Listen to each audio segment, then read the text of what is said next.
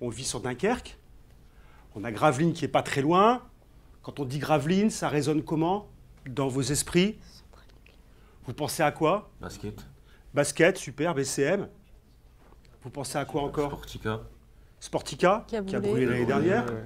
Vous pensez encore à quoi? Centrale. Centrale nucléaire. Ouais, la plage et tout. La plage. La plage. La plage. Tu te dis oui, la plage. Donc à la fois, tu l'as dit en même temps que centrale nucléaire. Quoi. Ouais. Pourquoi? Parce que cette plage, elle est Elle est à côté, quoi. juste à côté. D'accord. Un beau paysage. Centrale nucléaire. Et pour vous, centrale nucléaire sur Gravelines, dans la communauté urbaine de Dunkerque, ça a un sens ou c'est voilà, on l'a oublié et puis on n'en parle plus, elle fait partie de notre quotidien? Bah, moi, j'avoue que à part quand on en parle maintenant, j'y pense pas au quotidien que la centrale est à Gravelines. Ouais, C'est jamais un sujet?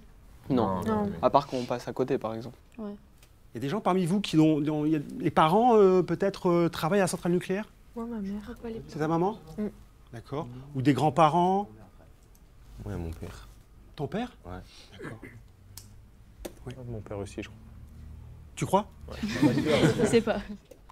Bah, moi, je suis quand même très concernée par cette centrale parce que j'habite à Gravelines et je vais très souvent à la plage. Et ce qui se dit beaucoup avec ma mère et ma famille, etc., c'est quand on marche pour aller vers l'eau, tout ça, on regarde le paysage et puis on tourne notre tête et on voit une grosse centrale nucléaire et on se dit mais c'est moche, enfin, ça vient un peu gâcher le paysage. Et puis avoir ça à côté de chez soi, je trouve ça quand même assez effrayant. Bah, je suis mitigé sur la centrale, puisque ouais, d'un côté, ça peut faire peur d'être aussi proche d'une centrale, mais en même temps, je sais que bah, c'est sécurisé, enfin du moins, je l'imagine. Je passe souvent devant. Après, je m'y connais pas trop. Je sais que c'est ce qui nous fournit beaucoup d'électricité. Je crois que c'est nocif. L'un des moins nocifs, mais ça l'est quand même. Mais après, honnêtement, je sais pas grand-chose. Ça m'évoque un peu le danger, c'est ça. Comme si à tout moment, il pouvait y avoir un problème et c'est juste à côté de nous. Alors, ce qu'on vous propose aujourd'hui, c'est de participer à un documentaire sur l'avenir de la centrale nucléaire de Gravelines. Et l'avenir de la centrale nucléaire, peut-être que vous êtes un peu au courant, je ne sais pas. Est-ce qu'il y a des projets liés à la centrale nucléaire? Il y a 2 EPR qui vont être installés. Qu'est-ce que c'est des EPR? Des réacteurs. Des réacteurs, des super réacteurs. Et il y a un débat public en ce moment sur le Dunkerquois pour savoir si on va construire ces super réacteurs. Mais est-ce que ça pourrait vraiment avoir un impact sur est-ce que ça va avoir lieu ou non? Si on pensait que ça ne peut pas avoir d'impact, on ne le ferait pas. Ouais.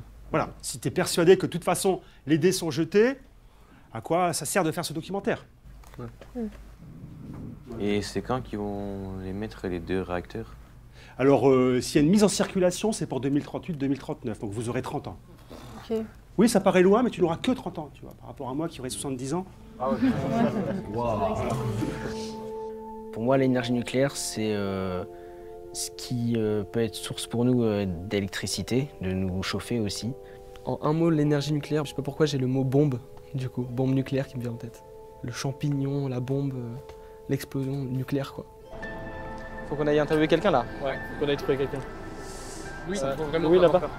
Mais moi j'ai peur moi en fait, c'est justement ça pour ça que j'ai pas envie d'être celui qui interviewe. Oui, on va demander où? Non, je sais pas. Mais venez avec moi au moins. Oui, on vient avec ça. Bonjour, excusez-moi, est-ce que ça vous dérangerait qu'on vous interviewe quelques minutes?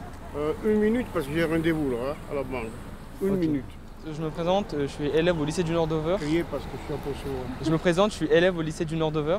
Oui, Et on tourne un documentaire sur la centrale nucléaire de Gravelines et on aimerait vous poser une question. oui. Alors si vous avez un avis sur la centrale nucléaire de Gravelines. Alors, déjà, la centrale de Gravelines, il nous apporte pas mal de main-d'œuvre. Ça fait travailler toute la zone ici. Je pense que c'est très bien. Et vous êtes d'accord, vous, pour la centrale? Vous, est-ce que vous êtes d'accord? Et on vous n'est pas assez Vous êtes renseignés. d'accord pour la centrale? C'est super. Et l'avis sur le nucléaire en Ok, général. bah ouais, Sur, super. Bonjour, je suis un jeune lycéen et nous sommes en train de faire un documentaire Ouais, sur quoi? sur la centrale nucléaire. Oh là là, bah, je connais des choses, mais pas tout. Hein. Bah, ce serait si vous avez envie Non. de... Attends. Bonjour. Est-ce que ça vous intéresserait d'être interviewé pour un documentaire Ouais, à quel sujet? Autour de la centrale nucléaire de Gravelines. C'est pas si polluant que ça, apparemment. Donc voilà, j'ai un bon ressenti. Et vous pensez en termes de pollution, qu'est-ce que ça peut créer? Qu'est-ce qui peut être... À part s'il y a vraiment un accident, je pense pas que ça ait un gros impact. Par contre, il faut que je me renseigne pour les prochaines fois qu'on va tourner, parce qu'en fait, je me sens pas vraiment très légitime à poser des questions. Parce que là, j'ai l'impression d'avoir un peu... J'apprenais en même temps en les écoutant, alors que c'est pas censé être le cas. Enfin, je suis censé leur poser des questions. Genre le mec en vélo là? Ça c'est mon voisin. C'est ton voisin? Bah vas-y, Mais il veut pas, appelle-le. Mais il va rentrer chez lui non? Mais on s'en fout, appelle-le, c'est ton voisin. Qu'est-ce que vous pensez du coup de l'arrivée de ces deux nouveaux EPR? Ça va faire monter du coup Gravelines économiquement? Je pense, ouais, ça va ramener du monde, ça va donner du travail aux gens. Voilà, il y a des logements qui se construisent sur Gravelines pour accueillir tous ces salariés. Donc c'est bien, moi je trouve que c'est bien. Est-ce que vous pensez qu'à cause de la centrale nucléaire, vous vivez dans une ville polluée? Oh non. Absolument du tout. Non. Okay. Est-ce que vous avez des craintes par rapport à la centrale nucléaire? On vit en France et j'ai l'impression que justement le nucléaire français il est quand même régulé, il y a des autorités et ça inspire confiance. Après le risque zéro il n'existe pas, mais sincèrement j'ai aucun stress à Gravelines particulier. Et on cherche des gens qui ont vécu la construction de la centrale de Gravelines. Est-ce que vous en connaissez ou... J'en connais un, alors je ne sais pas s'il a participé à la construction. Il s'appelle Jean Pinte, c'est un ancien agent EDF.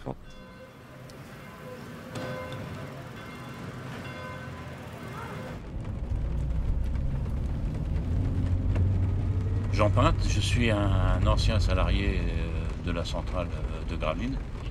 On était dans les marais ici en 70, 72, il n'y avait rien, il n'y avait pas le centre artistique, il n'y avait rien de tout ça. Il n'y avait même pas les arbres, il n'y avait pas le terrain de foot. On était dans un no man's land, on va dire ici.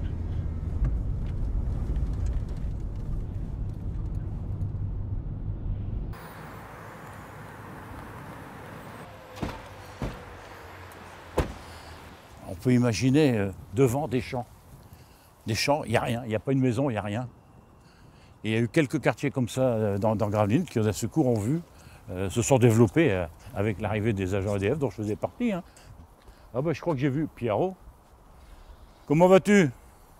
Bien et toi? Alors, Pierre, c'est un copain avec qui on a travaillé quelques années. Hein, ouais, donc on était bien ici à Gravelines. Hein. Ouais. Il y avait une bonne ambiance au boulot. Oui. Okay. Et là, mais là, il n'y a pratiquement plus personne qui était de EDF avant, ouais. Il y a les vieux. Hein ouais. Au-dessus, il y a encore quelques agents EDF ici qui restent. Jean-Luc est en retraite. Le gars là. C'est pas un EHPAD. Hein, Il y a des retraités. Roger, non. Enfin, il y a beaucoup de retraités. Donc je vous avais promis de vous emmener sur les lieux où un jour, en 1974, à 4 avril, je suis arrivé avec femme, enfant, bagages. C'était ici. C'est une nouvelle vie qui commence. Et je vous la souhaite aussi heureuse que la mienne. Comment s'est passé le premier chantier de la centrale dans les années 70?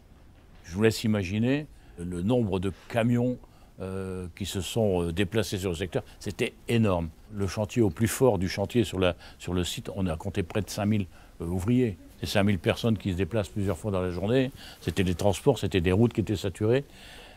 Je suis quasiment certain que si l'EPR se construit, on va retrouver ces problématiques de transport, de déplacement. On voit déjà les usines qui se construisent sur le terrain du port autonome, les gigafactories qui se construisent actuellement, on voit déjà ça.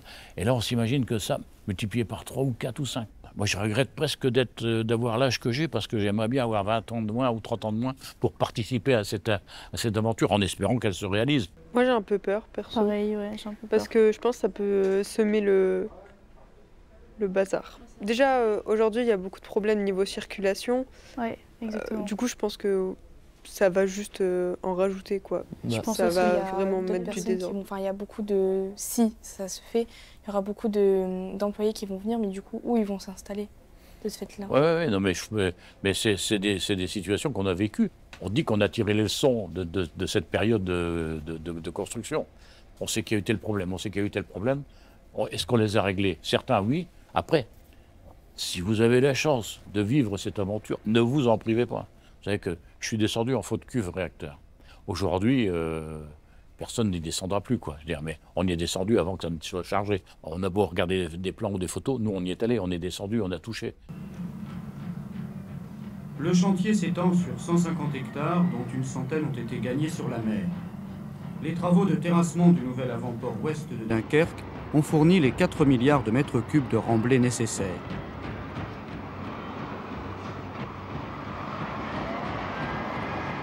Jean Pinte, quand il nous a parlé du chantier qu'il a vécu, il avait un peu des étoiles dans les yeux, il disait que c'était incroyable. Et là, quand on a vu les archives, c'était entre guillemets plutôt banal. Bon, on voit un chantier, enfin, on n'est pas... On kiffe pas, quoi. Moi, je m'en fous du chantier, je passe devant et c'est bien. Lui, il le voyait vraiment comme genre une aventure à vivre et tout.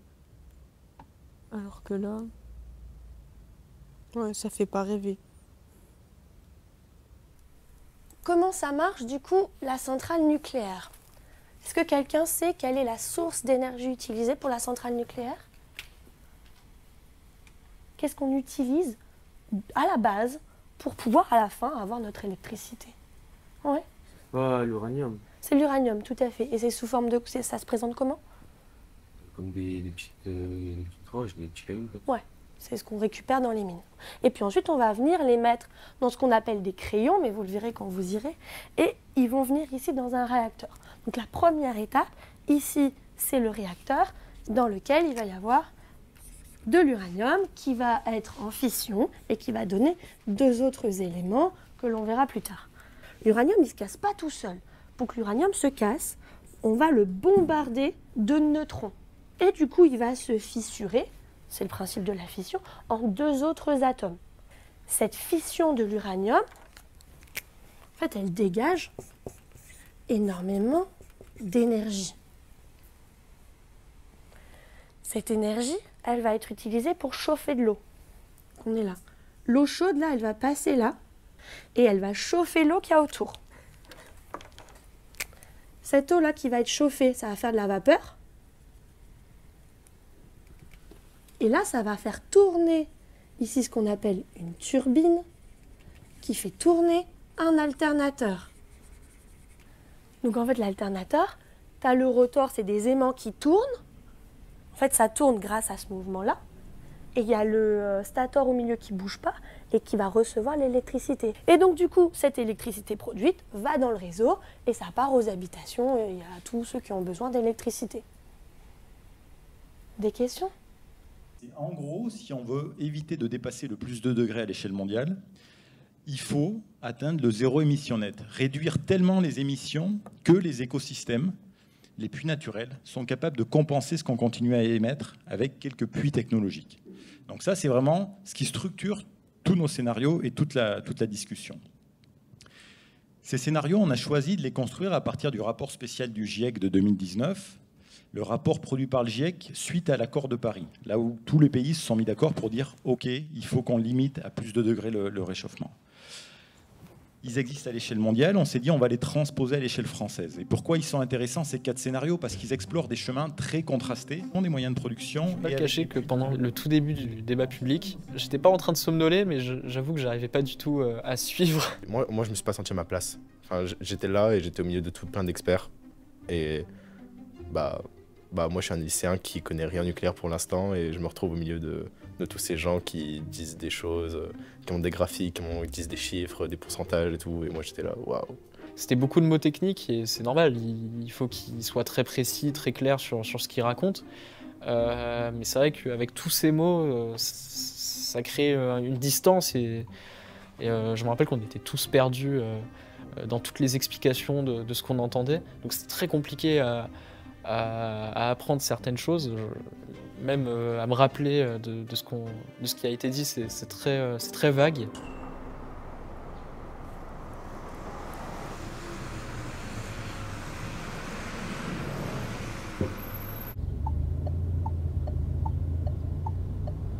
Tu vas demander quoi? Bah, je sais pas encore, hein, franchement. Si j'ai 4 questions, je mets 4 sujets différents, genre économique, écologique, tu vois. Vous avez parlé de quoi dans la voiture tout à l'heure? Avantage environnemental. Ouais, mais il y avait des choses beaucoup plus précis que ça. Vous avez des questions vachement précises. Du coup, est-ce qu'une centrale près de l'eau, c'est envisageable d'avoir un scénario tel que Fukushima, par exemple? En même temps, une centrale près de l'eau, c'est essentiel, non? C'est normal, je crois, oui. Pourquoi? Parce qu'il recrachent de l'eau. Ils recrachent de l'eau? Tu sais qu'il y en a pas Non, pourquoi ils ont besoin d'eau? Ouais. Bah, non, elle refroidit. Elle doit refroidir le réacteur. Et c'est pour ça qu'après l'eau qui ressort, elle est chaude. Alors ce soir, bon courage, travaillez bien.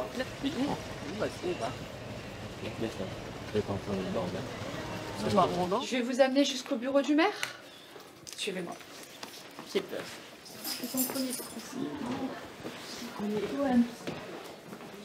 N'ayez pas peur, il mange. Bonjour. Il est dans quelle classe? 3, 2, 1, on tourne. J'aurais une première question à vous poser. C'est quelque chose de plutôt personnel. Qu'est-ce que vous préférez entre le nucléaire et le carnaval? À titre personnel, le carnaval, c'est quand même bien sympathique.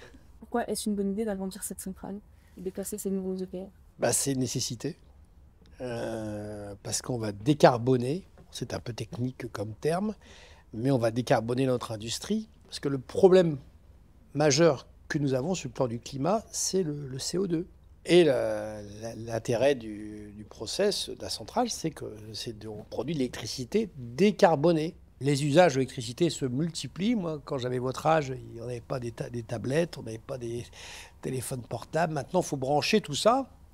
Bon, à un moment donné, il faut bien produire de l'électricité. Et puis la France a un atout énorme, c'est qu'on est quand même le seul pays européen à décarboner autant notre électricité. C'est-à-dire qu'il y aurait plus d'emplois et là, il y aurait peut-être des problèmes au niveau de la circulation.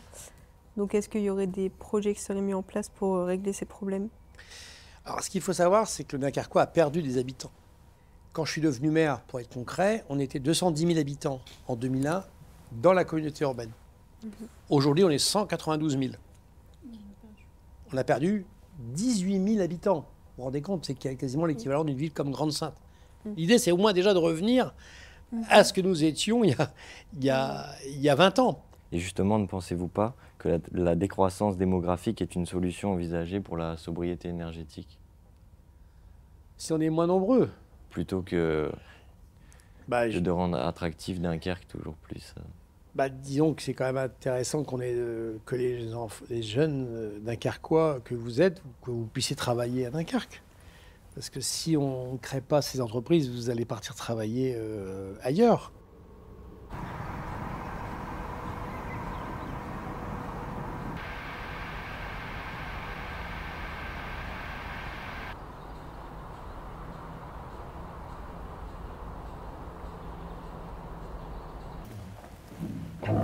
Donc Éric Rommel, maire de Lonne-Plage. Avez-vous des inquiétudes par rapport au nucléaire et à ces deux EPR?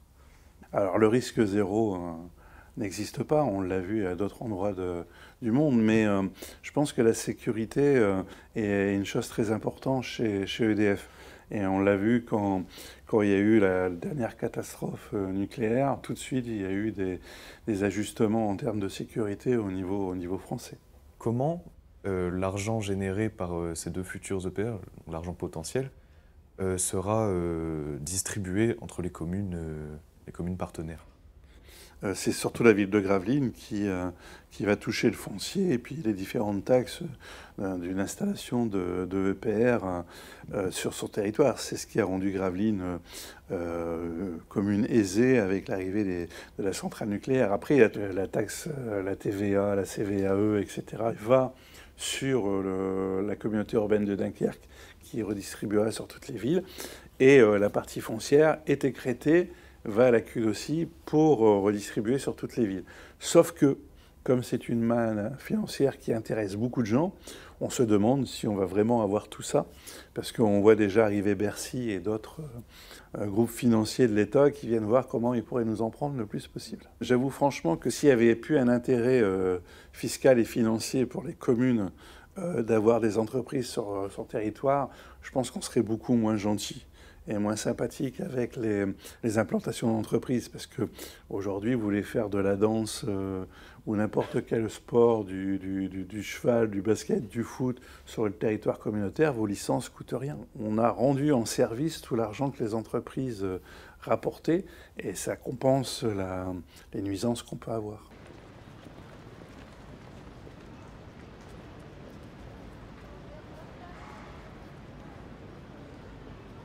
Puis tout est clair quand il répond aux questions, enfin je sais pas, il tourne pas autour du pot quoi. Je me dis ils auraient aucun intérêt à être contre quand ils sont autour de ça quoi. Enfin, à moins que ce soit des positionnements très personnels quoi, mais je veux dire politiquement ils ont pas grand chose à perdre quoi. Vas-y, je me mets à gauche. Ok. Donc bonjour, enchanté, moi c'est Achille Co, lui c'est William Rivière. Donc, bonjour, et moi je suis François Maillard. Enchanté. Donc on aimerait déjà vous demander, mais qu'est-ce que c'est réellement la RTE? Alors, RTE, c'est le réseau de transport d'électricité. C'est le gestionnaire qui gère l'ensemble du réseau électrique français à haute et très haute tension. Comment vous pouvez voir une situation où on n'utilise plus le nucléaire, mais où on n'utilise que tout ce qui est renouvelable? Est-ce que vous pensez ça possible ou utopique? Aujourd'hui, nous, ce qu'on dit, c'est que la consommation d'électricité, elle va augmenter. C'est valable à Dunkerque, c'est valable sur l'ensemble de la France, elle va augmenter à cause de la réindustrialisation. On le voit dans le territoire avec des nouvelles gigafactories qui s'installent, des data centers qui s'installent, c'est des industriels qui ont des besoins importants en électricité. L'électricité va aussi augmenter à cause de la décarbonation de certains industriels existants. Il y a des industriels qui changent leur process industriel et qui vont passer vers davantage d'électrique. Et du coup, ça va avoir un impact sur la consommation d'électricité. Et si on augmente la consommation d'électricité, nous, notre job, c'est de s'assurer qu'à chaque instant, il va y avoir autant de production de consommation, c'est-à-dire qu'il va falloir aussi augmenter la production d'électricité.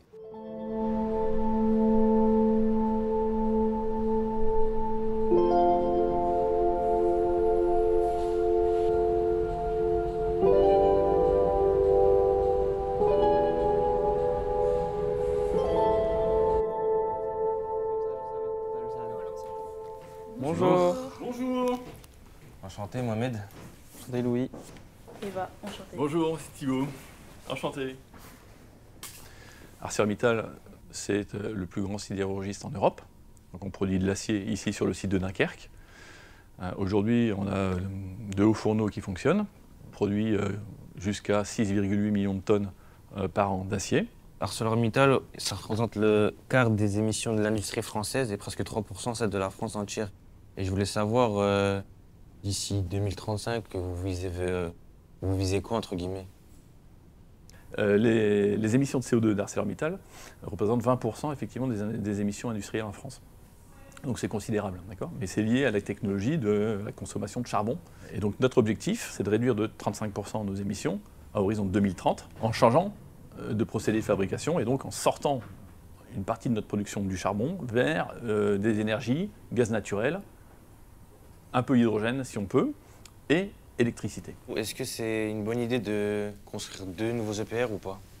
Ça devrait permettre d'augmenter la capacité de production de l'électricité nucléaire. Nous, les industriels énergivores, on a besoin d'avoir des garanties sur la continuité d'approvisionnement et cet accès à une énergie décarbonée pour nos projets de décarbonation. Et donc, l'arrivée d'EPR en France peut répondre en fait à ces critères des industriels. Donc les 2 nouveaux EPR, ils ont un lien direct avec la décarbonation? Alors, pas tout à fait. Notre programme, en fait, il a 2 objectifs, 2 échéances dans le temps. Une première échéance, à 2030, de réduire de 35% nos émissions de CO2 dans l'atmosphère. Et donc là, on est bien avant la mise en service des EPR. Donc on va le faire sans les EPR. On n'a pas besoin des EPR pour cette phase-là. Et la deuxième phase, c'est d'atteindre la neutralité carbone à horizon 2050. Et donc, l'arrivée des 2 EPR répond en fait à des critères attendus par les industriels. C'est-à-dire une continuité d'approvisionnement, d'accord, une énergie décarbonée, et tout ça à un coût globalement maîtrisé, compétitif. Il répondait bien aux questions. Tu Ouais, vois. bah en fait j'ai eu peur que ce soit comment? J'ai eu peur que ce soit un peu gênant et qu'on n'arrive pas à avoir un vrai dialogue avec eux. Non, ça va, c'était fluide, je trouve. Mais au final, ça a été. J'étais un peu stressée au début, mais au final, ça va, parce que franchement, il était super sympa.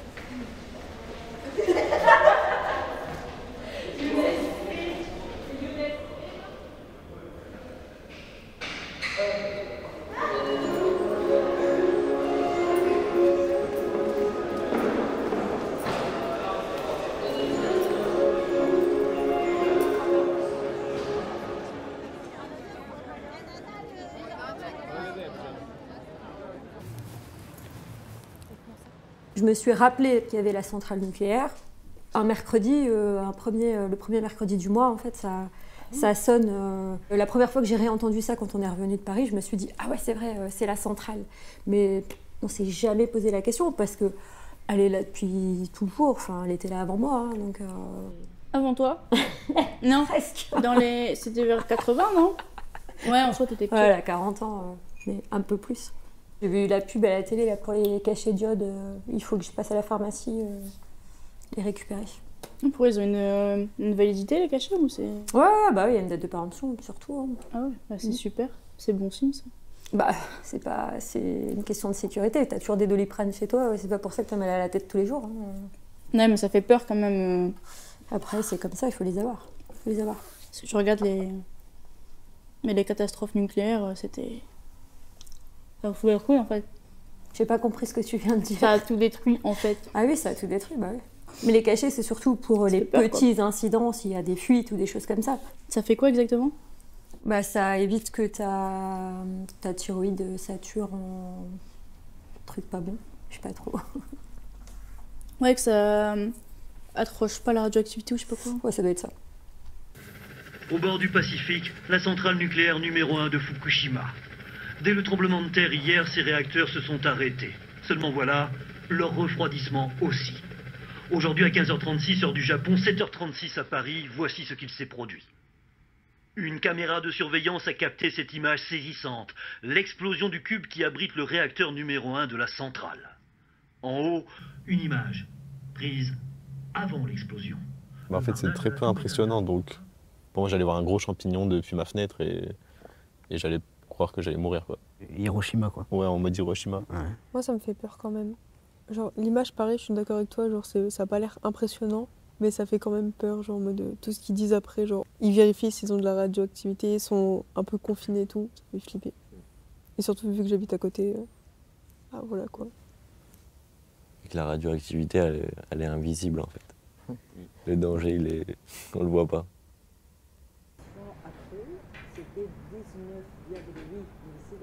Et le pastille d'iode, on vous a appris comment prendre ou Non. Vous avez vu le À votre avis, vous entendez parler d'un accident nucléaire, vous dites « Ah voilà, il y a un accident, il y a des rejets radiologiques ». Vous prenez les pastilles tout de suite ou pas? Non. Vous les avez chez vous? Vous savez où elles sont? Non. Absolument pas. Bah, on sait alors que c'est disponible en pharmacie. Oui, mais après, normalement, vous êtes censé en avoir chez vous. là, Enfin, si vous êtes à moins de 20 km de la centrale, Ouais. vous êtes censé en avoir chez vous. Ce qui me frappe, ce que vous dites, c'est vraiment le même état à Fukushima avant. Ça veut dire qu'en fait, la population qui habitait juste même soit à côté, ils ne savaient pas comment on peut se protéger.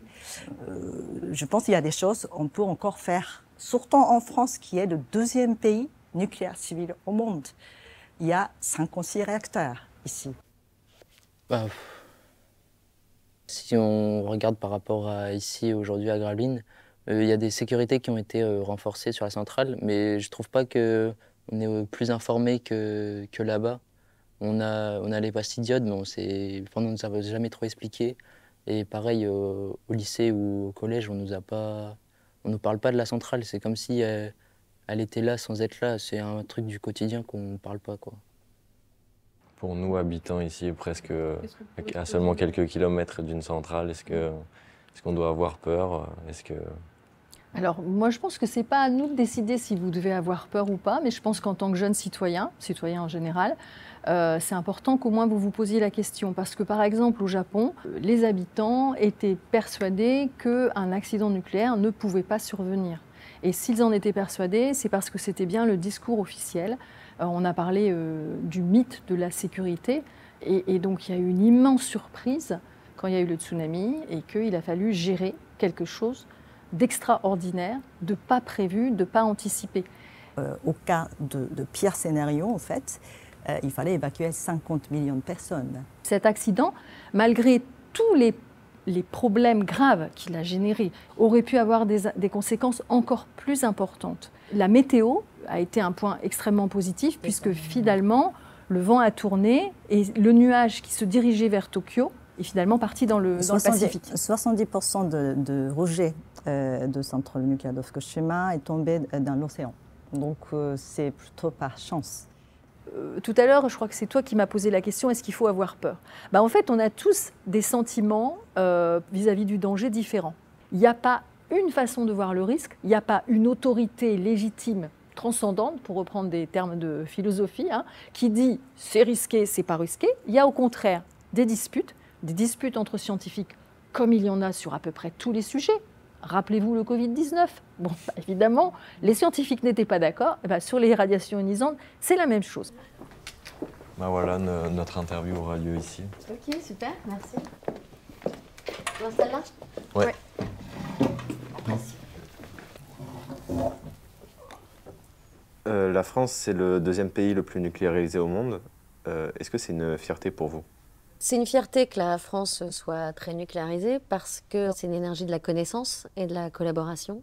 C'est aussi une fierté parce que le parc nucléaire français aujourd'hui est celui qui permet de stabiliser et surtout de décarboner à 30% le parc électrique européen. Et c'est une énergie qui nous permet d'anticiper finalement les grands enjeux du siècle à venir, qui sont le changement climatique, la grande crise de l'extinction des espèces, et puis une forme de géopolitique un peu tourmentée, et faire en sorte que la dépendance énergétique ne devienne pas source de conflit.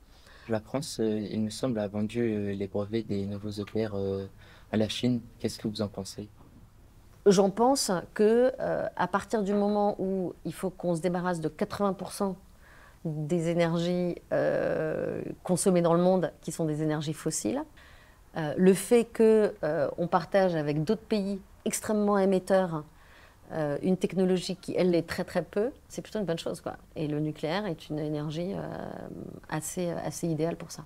Avec d'autres, avec les autres énergies bas carbone, à condition qu'elles travaillent ensemble, et pas l'une contre l'autre. Et du coup, vous pensez que les énergies travaillent plus les unes contre les autres? Alors, une chose est sûre, c'est que jusqu'à très récemment, la transition énergétique, en tout cas en France, a essentiellement constitué en remplacer une énergie bas carbone par d'autres énergies bas carbone, au lieu de s'attaquer aux énergies fossiles. Quand vous essayez de faire ça, la réalité c'est que vous vous plantez et que vous êtes obligé de continuer à recourir aux énergies fossiles pour compenser ces écarts. On dirait qu'on a perdu le savoir-faire en France avec les réacteurs nucléaires. On a pu le voir notamment avec Flamanville et les retards qu'il y a eu. Est-ce que c'est raisonnable, selon vous, de se relancer dans cette industrie dangereuse? Alors, dangereuse, c'est un qualificatif qui vous appartient. Aujourd'hui, c'est la forme d'énergie qui a le bilan sanitaire accidentel et en opération continue le meilleur de toute la planète et de toutes les autres énergies. Soit on veut sortir des énergies fossiles et on a recours au nucléaire, soit pas. C'est aussi simple que ça. Maintenant, vous avez raison, on a mené des politiques anti-nucléaires vraiment très sérieuses, qui sont encore dans la loi aujourd'hui, sur les 20 dernières années, qui ont fait qu'on a perdu le savoir-faire. Donc il faut tout refaire, il faut tout réapprendre à faire. Et en plus, on a voulu réapprendre à faire, mais pas comme on faisait avant. On n'a pas reproduit les centrales existantes. On a voulu faire des sauts de génération et apporter des améliorations. Évidemment, on a bien fait. Mais du coup, ouais, ça prend un petit peu de temps.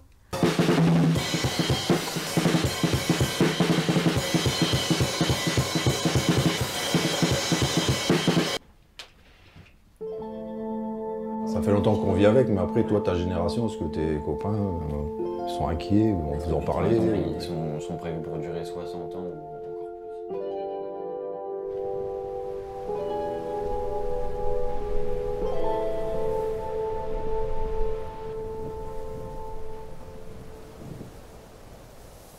Je suis jamais venu ici, ok? Ouais, moi non plus. Moi non plus. Non, vraiment? Mais vraiment? Ouais, C'est oui. la première fois. C'est la première fois que je viens ici. Mec, t'habites vraiment. À Maloliba.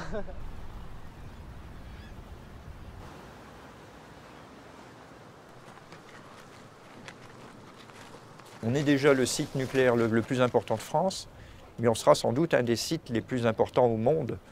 Et donc ça veut dire qu'on sera un des sites qui produira le plus de déchets nucléaires aussi au même endroit. C'est un problème à long terme qu'on a du mal à résoudre et un cadeau qu'on fait entre guillemets aux générations futures qui devront continuer de gérer nos déchets pendant des siècles, quoi. Moi c'est un problème que je trouve assez éthique.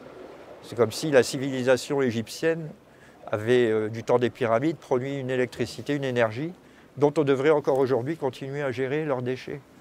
Moi, ça me pose question. C'était seulement il y a 3000 ans, hein, la civilisation égyptienne.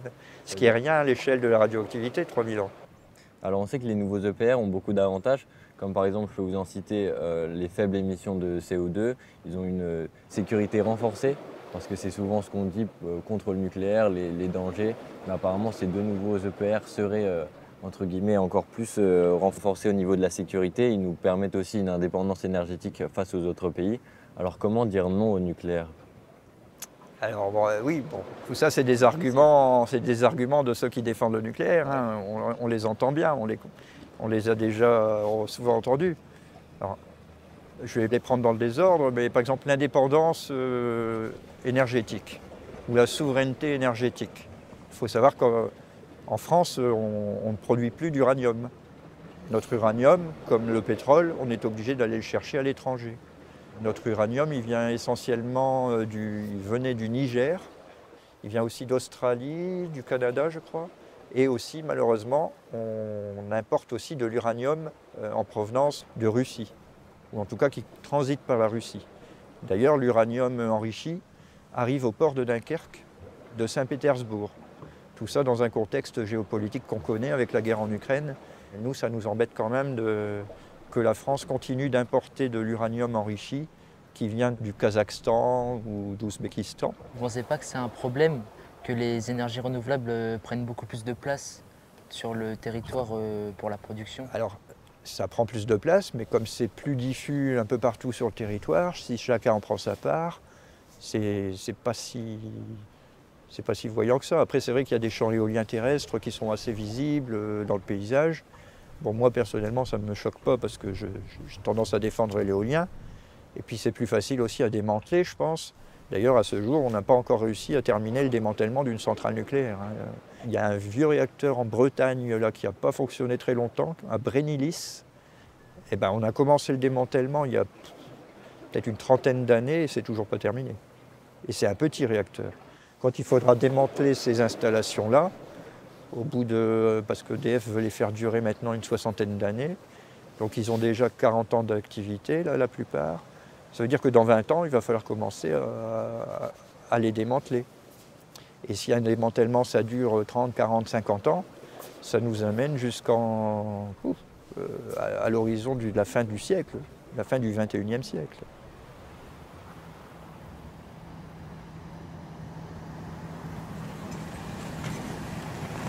En 1999, il y avait eu en France une forte tempête, notamment sur toute la côte ouest.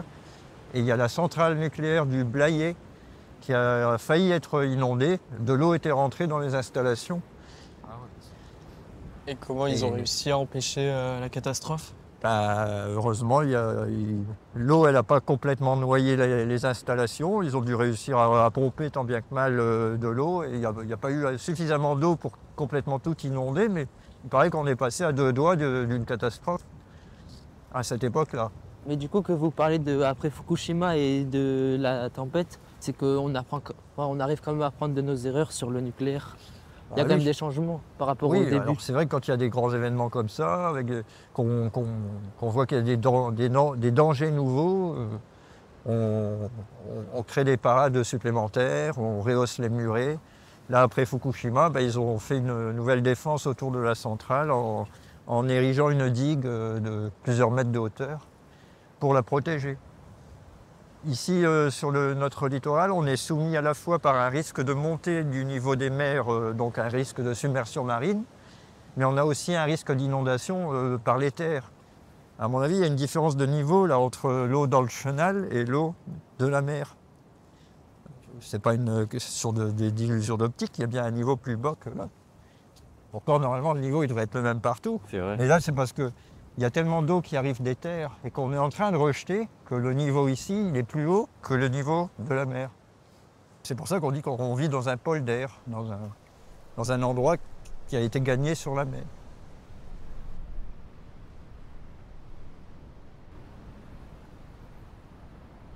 C'est vrai qu'ici, on prend un risque pour une grosse centrale, d'autant plus que pas toutes les gigafactories de France, mais des grosses se sont implantées, toutes les industries Céveso, en plus de la centrale la plus grande d'Europe. C'est vrai qu'on a l'impression de prendre un risque pour la France, mais comme on l'a dit, on peut pas prévoir que ça va péter un jour, donc est-ce qu'on doit continuer de prendre ce risque? Est-ce qu'on doit comment dire, développer d'autres énergies, de répartir mieux les entreprises, ou alors est-ce qu'on doit rester comme on le fait ici et tout regrouper au même endroit? Moi, je respecte la pensée de chacun, hein. Il y en a qui sont complètement anti-nucléaires, moi je les respecte. Mais si on optait demain pour 100% d'énergie renouvelable, c'est-à-dire avoir que de l'éolien, que du solaire, de l'hydraulique, eh ben, on aurait énormément de difficultés sur le réseau pour respecter cette règle fondamentale, production égale consommation. Parce que le jour, malheureusement, où il n'y a pas de vent, ben, l'éolien, il produit quasiment pas. Le jour où il n'y a pas de soleil, ben, le solaire, ben, il produit quasiment pas. Le nucléaire, qu'il est pilotable. Pilotable, ça veut dire que sa puissance peut varier comme on veut. Vous savez certainement, l'électricité, ça se stocke mal, et il faut qu'à tout moment, pour maintenir l'équilibre du réseau, la production soit égale à la consommation. Sur tout ce qui est les restes, les déchets radioactifs, ouais. C'est un vrai problème parce qu'on ne sait pas trop quoi en faire, on essaie de les enfermer. Vous ne pensez pas que ça peut être un petit problème pour les générations futures? On leur laisse toutes ces radiations? Alors, si en effet on leur laissait la patate chaude, bah, ce serait vraiment pas bien. Donc contrairement à tout ce que vous pouvez entendre ou lire, bah non, il y a des solutions. Les 50 ans de production d'énergie nucléaire en France, c'est l'équivalent d'une piscine olympique. Je ne dis pas que c'est rien, c'est considérable, mais ce n'est pas des montagnes, c'est à échelle humaine.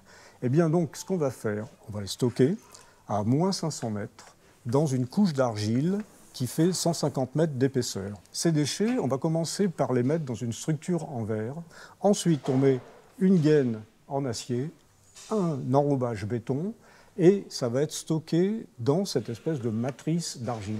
Et ça fait 150 millions d'années qu'elle est stable, vous voyez. Et donc l'ANDRA, qui est l'office qui gère ceci, doit faire la démonstration à l'autorité de sûreté nucléaire que les colis que je vous ai racontés, eh bien pendant un siècle, on pourra les retirer. Pourquoi? Ben, si on trouve une autre solution, eh ben, pendant un siècle, c'est quand même pas mal. Hein. C'est vous qui allez les trouver, c'est pas moi. Donc vous voyez, contrairement à ce qu'on dit, non, il y a une solution. On ne refile pas la patate chaude à nos enfants ou aux petits-enfants. Voilà. Cette solution, elle n'est peut-être pas parfaite, comme toutes les solutions, mais on a un siècle peut-être pour en trouver une meilleure s'il y a besoin. Encore une fois, comme avec Nicolas, ce qui est bien, c'est qu'ils ne sont pas non plus extrêmes, quoi. Moi, à les entendre parler, ça me plaît encore plus à chaque fois.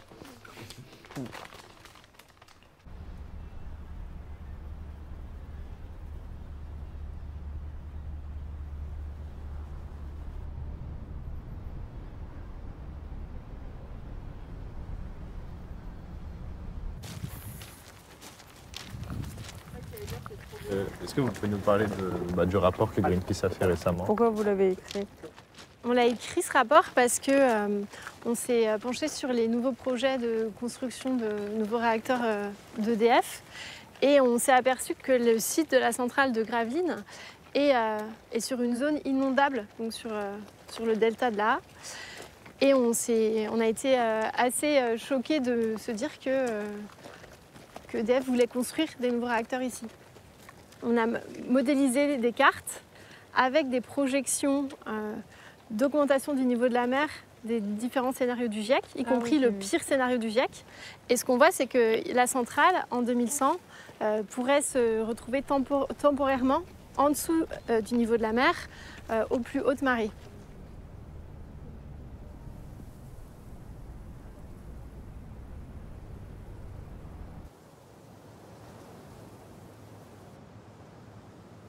On alerte sur le fait que construire ces 2 réacteurs sur le site de Gravelines, ça va ajouter un risque nucléaire aux risques qui vont être accentués par le dérèglement climatique, qui sont les inondations et la submersion par la mer. Voilà, on y est. Il y a 40 ans, on n'avait pas énormément conscience du dérèglement climatique et il n'était pas aussi fort que maintenant. Le problème aujourd'hui, c'est qu'évidemment, il y a énormément d'incertitudes sur qu'est-ce qui va se passer à la fin du siècle. Mais par contre, ce qu'on sait, c'est que les prévisions des scientifiques, elles sont de pire en pire. Et aujourd'hui, EDF n'utilise pas le pire scénario du GIEC pour faire ses prévisions et ses calculs pour assurer la sûreté de la centrale nucléaire. Donc EDF dit que selon les données scientifiques disponibles aujourd'hui, les éléments qu'ils ont pris en compte permettent la robustesse de l'installation d'ici à 2070.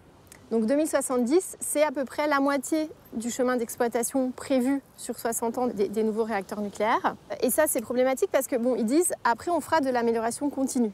Et l'amélioration continue, c'est quoi? C'est comme ce qu'ils ont fait ici sur cette centrale-là, c'est-à-dire mettre des portes étanches pour fermer les parkings, c'est mettre, on voit les pales planches là-bas, enfin, je ne sais pas si on les voit, mais en gros, il y a des plaques en acier qui sont devant les réacteurs nucléaires, entre les réacteurs nucléaires et l'eau et la mer, et puis les digues. Évidemment, quand la centrale est déjà là, eh ben, il faut à tout prix la protéger, donc on rehausse les digues au fur et à mesure, on rehausse les planches en acier, on met des portes, etc. Et ça, voilà, parce qu'on ne peut pas prendre la centrale et la déplacer. Par contre, ce qu'on peut faire, et ce que EDF peut faire, c'est d'éviter de construire des réacteurs nucléaires dans un endroit qui va être dangereux à cause de l'aggravation du dérèglement climatique, de la hausse du niveau de la mer, de la multiplication et de l'intensification des phénomènes climatiques comme les tempêtes, les inondations, les pluies, etc. On vient de voir en France des événements de pluie intense où des gens se retrouvent aujourd'hui sans maison et avec des villages dévastés. Mais ça, c'est des choses qui vont devenir de plus en plus fréquentes.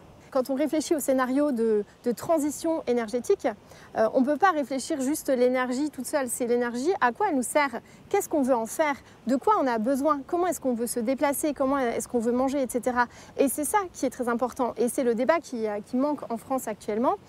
Il faut revenir à la base. Et la base, c'est qu'est-ce qu'on veut comme société et comment est-ce qu'on peut s'adapter au mieux au dérèglement climatique en mettant des mesures qui vont pas seulement produire de l'énergie, mais aussi être adapté au monde qui arrive aujourd'hui. Vous l'aviez déjà vu d'ici, la centrale? Jamais d'aussi proche. Ouais. Bah moi non plus, je crois. Hein. Vous ne l'avez pas vu d'ici? Première fois. Vous n'êtes jamais venu? Est-ce que vous conseillerez aux Gravelinois de rester à Gravelines? Eh ben, on peut pas. Je me pose vraiment la question, ok. C'est une bonne... Ah oui, c'est une question que tu te poses vraiment? Bah ouais. Par rapport à quoi? Bah parce qu'il y a des risques, et encore plus si le projet est accepté, enfin, d'après ce qu'on entend. Ben, en tout cas, aujourd'hui, c'est le moment de se mobiliser contre ce projet si ça vous inquiète. Il y a eu beaucoup de projets, enfin, il y a eu beaucoup d'opposition sur des projets d'énergie nucléaire et dont certains ont réussi à gagner parce que ce qu'on fait, c'est qu'on pointe les défaillances des exploitants en faisant des rapports comme ce qu'on a publié aujourd'hui et tout. Okay. Mais le lien avec les habitants, oui, il est très important.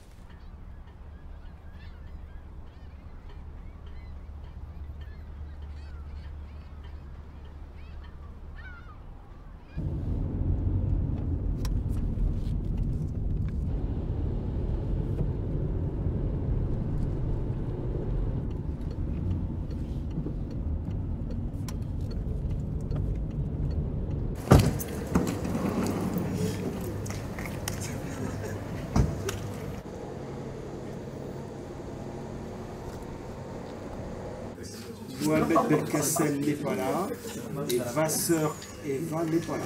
Et c'est des réalisateurs qui sont ici. Et pour la machine, c'est là. La machine à café, ça. On est pas là, la clap de votre partie. Moi je fais un clap. Ouais. Je suis pas habitué à faire ça, donc c'est parti. Mais du coup, qu'est-ce que le PR2 et la différence avec les réacteurs déjà existants sur Gravelines? On voit là sur cette image, vous voyez les 6 réacteurs actuels de Gravelines, c'est des réacteurs de 900 MW. Si le projet EPR2 se fait, vous voyez, on sera juste à côté. Donc c'est des réacteurs plus puissants puisqu'ils font chacun 1670 MW. La différence, c'est que les réacteurs actuels, ils ont été conçus il y a plus de 40 ans. Et ils ont incorporé tous les 10 ans des évolutions pour faire évoluer notamment leur niveau de sûreté. Les EPR2, ils arrivent aujourd'hui, donc ils se mettent tout de suite au niveau le plus haut, alors que les réacteurs actuels, ils les rejoignent à chaque fois, chaque 10 ans. On reste vraiment sur la même façon de produire l'électricité, avec des réacteurs plus puissants et on va dire au standard directement d'aujourd'hui. Imaginons qu'on est en 2038 et que les 2 réacteurs ils sont mis en place en fonctionnement. Ouais. Les 6 réacteurs, à côté, ils fonctionneront aussi ou ils seront en fin de vie Ouais, merci. Ça, c'est une super question parce que je ne l'ai pas dit dès le départ. C'est hyper important. Les 2 EPR2, si on les fait, c'est bien pour venir en plus. Ce n'est pas pour venir à la place. Et donc, la volonté d'EDF, c'est tant que cette sûreté elle est garantie et que l'autorité dit c'est OK, eh ben on continuera. Donc c'est pour ça qu'il n'y a plus vraiment de date de fin. Des réacteurs équivalents aux États-Unis, ils commencent à avoir des autorisations jusqu'à 80 ans de fonctionnement sur des technologies équivalentes. Il y a même aux États-Unis des exploitants qui commencent à demander 100 ans. Vous voyez, donc pour dire que c'est assez loin. Donc on peut imaginer que le réacteur actuel il durerait longtemps. Et donc il y aura un moment où les EPR2 ils seront là en parallèle si les EPR2 se font. On sait qu'il y a une centrale à Brennilis qui est en démantèlement depuis 1985, je crois. Et que son démantèlement total, entre guillemets, est prévu dans 2040. Est-ce que nous, vous pouvez nous garantir un démantèlement efficace en vue des changements climatiques? Comme on sait que par exemple, ça peut prendre, si on prend la centrale de Brennilis, 55 ans, et que si on continue à aller... Okay. Non mais Brennilis c'est un cas très intéressant parce que vous dites 55 ans, mais en réalité, sur 55 ans, s'il y a eu 3 ans de travaux, pour l'instant, c'est peut-être le maximum. Tout le reste du temps, en fait, c'est des demandes d'autorisation et des recours. C'est-à-dire que... Et en général, c'est des gens qui n'aiment pas le nucléaire qui font les recours, qui empêchent le démantèlement et qui après disent ça dure longtemps. En fait, il y a eu un premier réacteur à eau pressurisée qui a été mis en service dans les années 60, un petit, mais qui a tout le principe des circuits qu'on vous a montré. Et lui, il a été arrêté début des années 80 et EDF a entrepris le démantèlement à la fin des années 90. Et là, c'est en train de se terminer et c'est un peu le réacteur test. Et donc là, dans les Ardennes, ils sont en train de finir ça. Les générateurs de vapeur ont été enlevés, le circuit primaire, ces choses-là. Et là, ils s'attaquent à la cuve.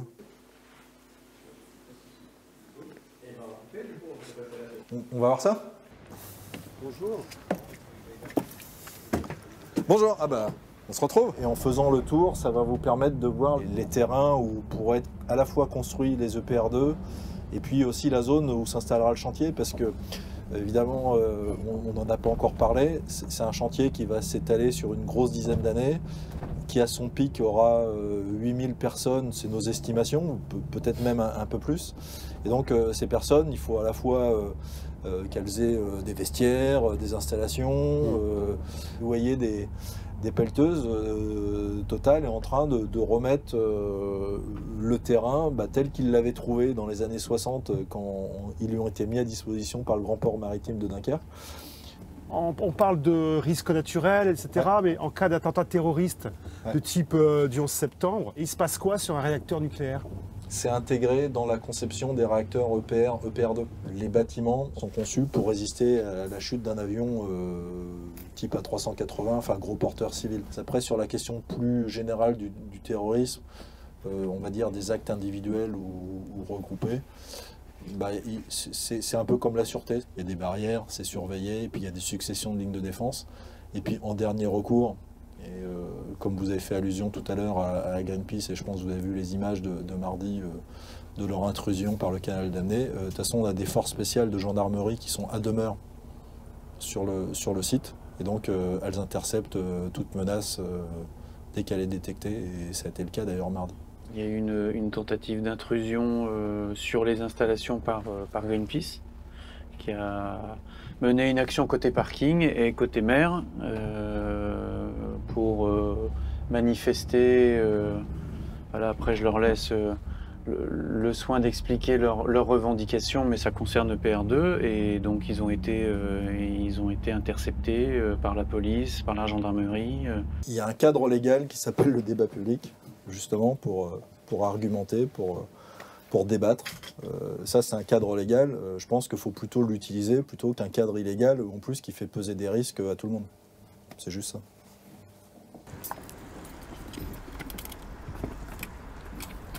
Voilà, donc nous y sommes.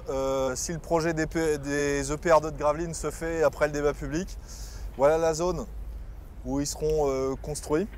Globalement, la zone qui est devant vous, ça sera plutôt la zone d'implantation des 2 réacteurs que vous voyez souvent sur les documents du débat. Globalement, le réacteur numéro 1, il serait, vous voyez là-bas, on voit une petite pelleteuse avec une petite lampe allumée. Ça sera à peu près la zone du réacteur numéro 1, et le réacteur numéro 2 serait dans son prolongement. Construire des réacteurs, c'est bien, mais c'est fait pour produire de l'électricité. Et une fois que cette électricité est produite, il faut qu'elle soit mise sur le réseau de transport d'électricité. Donc là, vous avez, et c'est un des intérêts de se mettre à côté d'un réacteur existant, d'un site existant, c'est que là, vous avez le couloir de ligne d'évacuation et d'amener aussi de l'électricité, mais surtout d'évacuation des 6 réacteurs existants de Gravelines.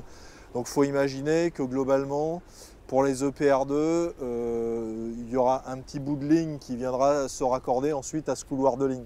Par rapport aux enjeux sociaux, ouais. Est-ce que vous pensez que les nuisances, ça va agiter la population? Le terme nuisant, c'est peut-être, je sais pas, il est peut-être exagéré, mais en tout cas, c'est notre enjeu, parce que une fois que l'installation est en exploitation, la preuve de Gravelines, je pense que les gens voient vraiment les bénéfices. Ce qu'on entend dans le débat public, et c'est général, c'est que quelque part, la phase de chantier hors norme, là, pendant la dizaine d'années avec 8000, quelque part, ça ne vienne pas déséquilibrer le territoire. Ça ne vienne pas, enfin, très concrètement, créer plein de bouchons le matin. Alors déjà que c'est un peu limite, mais que là, ça ne soit pas la goutte d'eau qui fasse déborder le vase. Que tous ces gens à loger, finalement, ça mette une tension sur les logements, sur les prix, sur les trucs, et que, du coup, ça complique la vie. On ne veut pas que la phase de chantier, ça vienne compliquer trop la vie des habitants. On veut surtout que ça leur bénéficie. Alors le débat public, il est super pour ça, parce que là, les gens, ils s'expriment, ils donnent leur point de vue, ils nous donnent aussi des idées.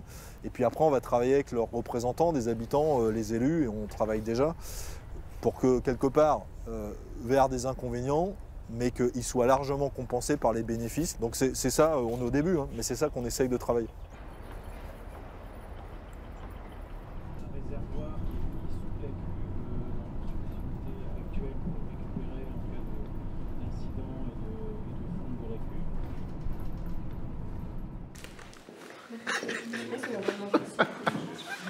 Mais toi, t'as pas besoin de Charlotte, mec, t'as pas de cheveux. Non, moi j'ai besoin.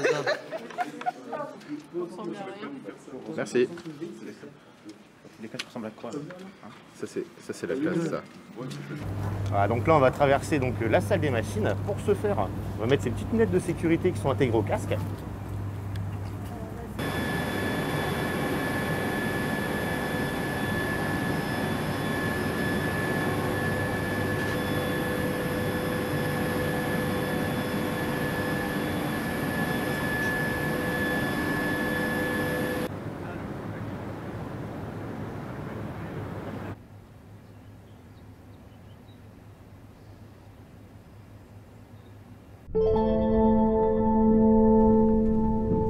La dure vie des Parisiens. Léo le goat. C'est vrai? Ouais. Regardez-moi là, regardez-les-moi là.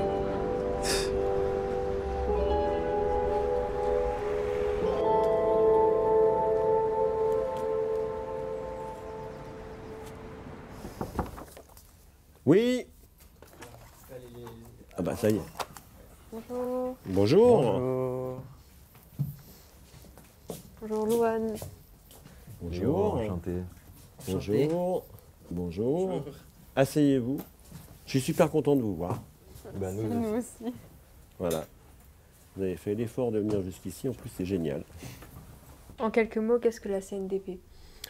Oh, en quelques mots, la CNDP c'est une maison créée dans les années 90. Elle est venue à la suite de grands projets qui n'arrivaient pas à se réaliser sereinement. On a conçu l'idée qu'il fallait avoir un débat public très en amont des projets pour permettre de parler de l'opportunité du projet, de ses caractéristiques, et pas simplement avec les élus, mais le grand public.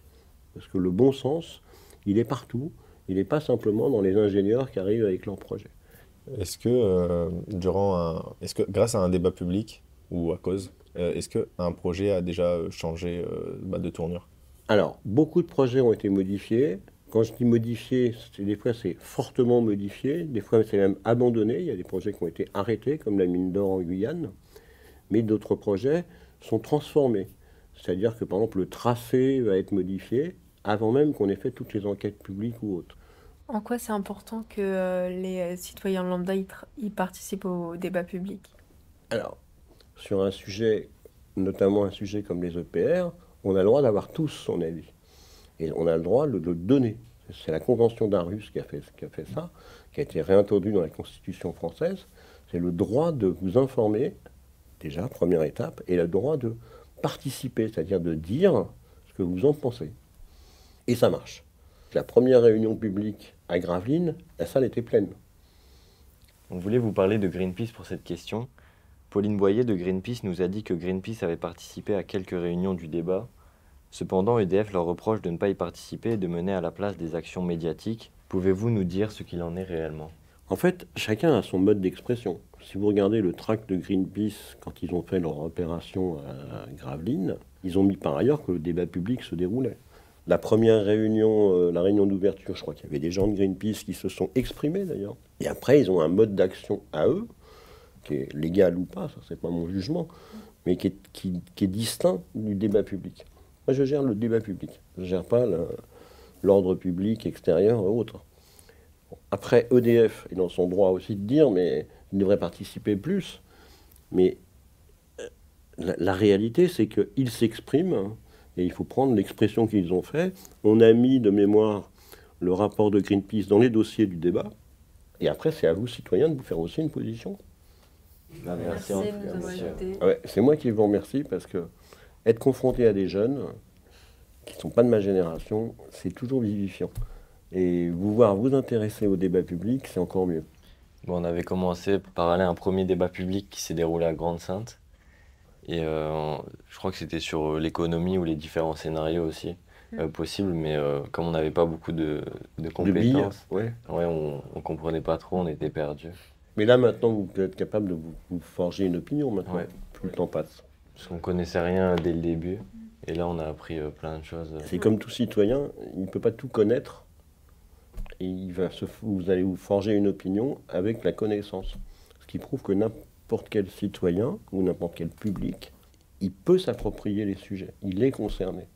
Et si vous suivez jusqu'à la fin du débat, vous-même vous comprendrez les enjeux du débat. C'est ça l'important. D'être des citoyens responsables avec une capacité d'analyse et d'argumentation.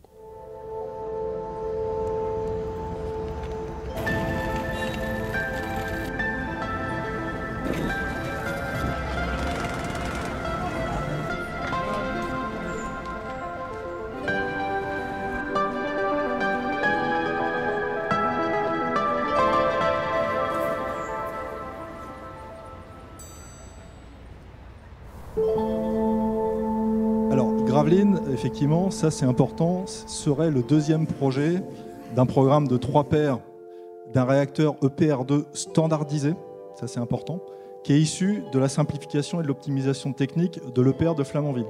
Et ça pourquoi? C'est pour bénéficier de l'effet de série et accélérer sa construction à partir du premier béton. Et ça, réacteur...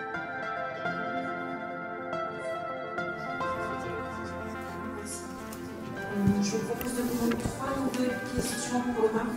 Lève ta main, lève ta main, lève. Pendant plusieurs semaines, on s'est renseigné sur le nouveau projet d'EPR2 de Gravelines. Au début, je ne m'y connaissais pas du tout. Et maintenant, quand même plus. Je pense que j'ai encore beaucoup de choses à apprendre. Mais vu qu'on a rencontré des personnes de différents points de vue, ça a pu aider justement à un peu plus se positionner ou pas. Une des choses qui m'a le plus marqué, c'est que en fait, la question sur le nucléaire et du projet d'EPR2, elle est beaucoup plus compliquée que ce qu'on pensait. Avec ce documentaire, on a réfléchi et on fait réfléchir les gens sur ce que c'est le nucléaire, avec ses aspects positifs, comme que c'est une énergie pilotable, mais aussi les points négatifs, comme l'interrogation sur qu'est-ce qu'on fait des déchets du nucléaire. On a eu la chance de rencontrer des personnes qu'on n'aurait jamais rencontrées avant, comme des sociologues, des personnes d'associations pour ou contre le nucléaire. On a rencontré des maires aussi. Et cette expérience, elle m'a montré que pour pouvoir débattre d'un sujet, en fait, il faut le connaître à fond. Ce qui serait fou, c'est que ce documentaire il permette à d'autres personnes d'y voir un peu plus clair sur le sujet du nucléaire ici, et que ce documentaire leur permette aussi de participer à leur tour au débat. Ce projet n'était pas toujours évident, mais j'ai aimé, il était cool. On a appris beaucoup de choses et surtout ce qu'on sait, c'est que le projet des EPR2, s'il est accepté, on sera la première génération vraiment concernée par ça. J'espère que notre génération elle sera de plus en plus impliquée et surtout informée, parce que c'est de notre avenir qu'on parle, donc il faut qu'on s'intéresse. Et on va s'y intéresser. 1, 2, 3. Ah, mais fallait clapper, pas dire clap de fin.